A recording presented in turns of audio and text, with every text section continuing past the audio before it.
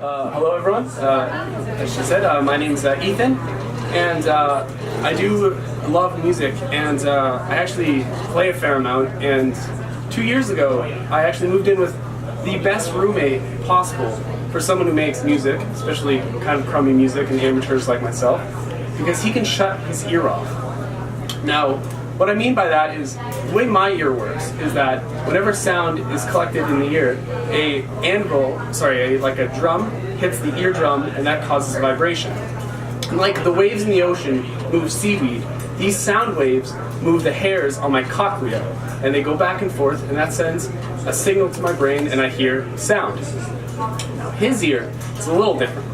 So it's a set of microphones that collect and pick up sound, and then transfers that sound into 12 to 16 to 20 channels. And this machine that does that is called a vocoder. If you know Imogen Heap, the singer who sings through a piano, it's the same system. And it's also the system that, I don't know if we still use it, but it was the original system used in our phones. So it compresses it into these channels.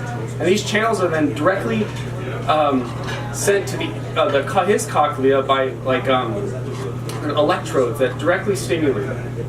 Now, we talk about music quite a fair amount, as that's my interest, and I was sort of interested in what his world sort of sounds like and what he can hear. So,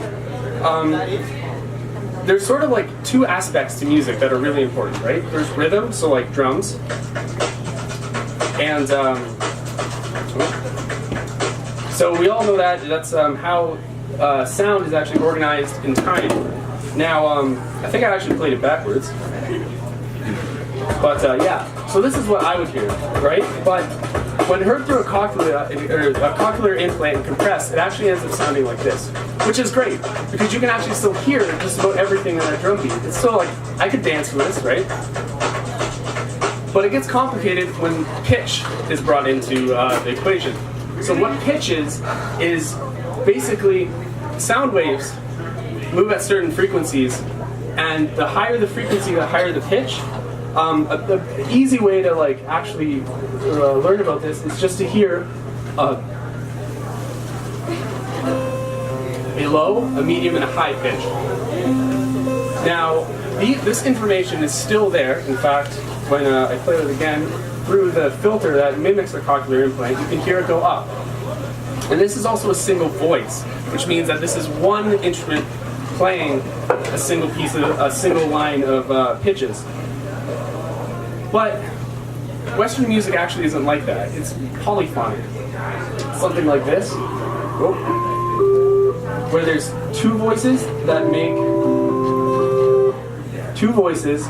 up a song. So you hear the one going up, which is the Ode to Joy, and you hear the middle one that's going kind of awkwardly around in the middle.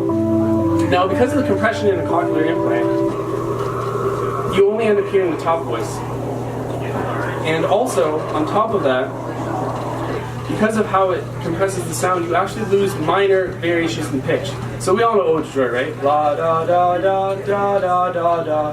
It actually flattens out, and so you don't hear precise changes in pitch. And finally, pitch is not just like notes when they come out of an instrument. They're not just a single thing. It's actually pitches that are layered on top of each other, and they give the instrument its timbre.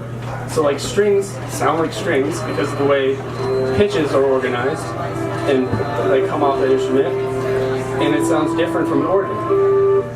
Now, again, through the cochlear implant, they don't actually sound that different. So this is all cool and fine for discussing music, but what this sort of made me realize when I looked into this was that we actually need to work to improve these cochlear implants, as pitch is really important not just for music, but for the way we speak. Sarcasm, anger, all those emotions are not just expressed through the way we speak, but they're expressed through variations in pitch. And Cantonese is actually a language that heavily relies on pitch. And so I believe, and I hope that you guys maybe have inspired some of you to maybe go into researching this topic. And also, I hope I've given you a little toolkit that you can use so the next time you listen to music, you understand the various aspects of that song.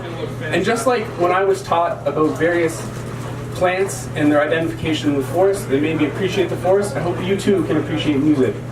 Thank you.